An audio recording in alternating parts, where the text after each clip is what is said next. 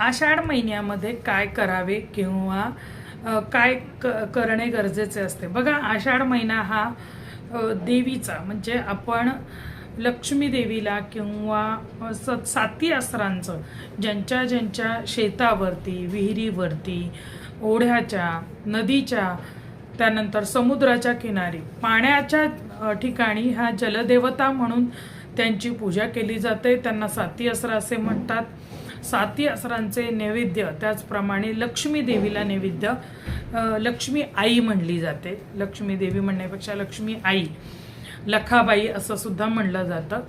इथे नैवेद्य दाखवण्याची प्रथा आहे। काही ठिकाणी शीतळा देवीला नैवेद्य दाखवतात, शीतळा देवीला फक्त दहीभात दाखवतात। बाकी लखाबाईचे जे नैवेद्य आहेत, साती असरा आहेत, प्रत्येक ठिकाणची परंपरा वेगळी वेगळी आहे। कोणी पुरणाचे नैवेद्य करतात, गोडाचे आणि तिखटाचे असे दोन प्रकार असतात त्यामध्ये। पण आपल्या आपल्या गावाकडे आपल्या आपल्या पूर्वजांनी ज्या प्रथा परंपरा त्यांनी ठेवलेल्या आहेत त्या तशाच्या तशा पुढे फॉलो करा।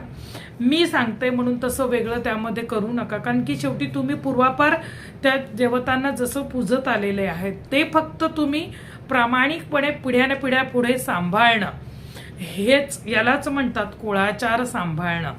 तर ते करा। फक्त माझं सांगणं उद्देश याच्यातनं एवढाच आहे की त्या गोष्टी विसरू नका।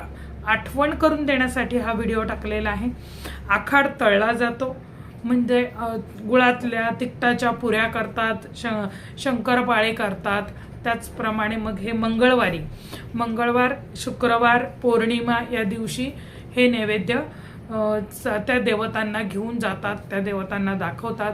आणि हे कशासाठी करतात तर घरामध्ये वर्षभर कुणालाही मुलांना आजारपण येत नाही, मुलांवरती त्या देवीची कृपा आशीर्वाद राहतो, म्हणून हे करणं गरजेचं आहे। नाही तर मग कुणाला तरी घरामध्ये त्रास व्हायला सुरुवात होते आणि देवीचं काही चुकलं की आजारपण घरामध्ये येतच येतं, ही गोष्ट लक्षात ठेवा।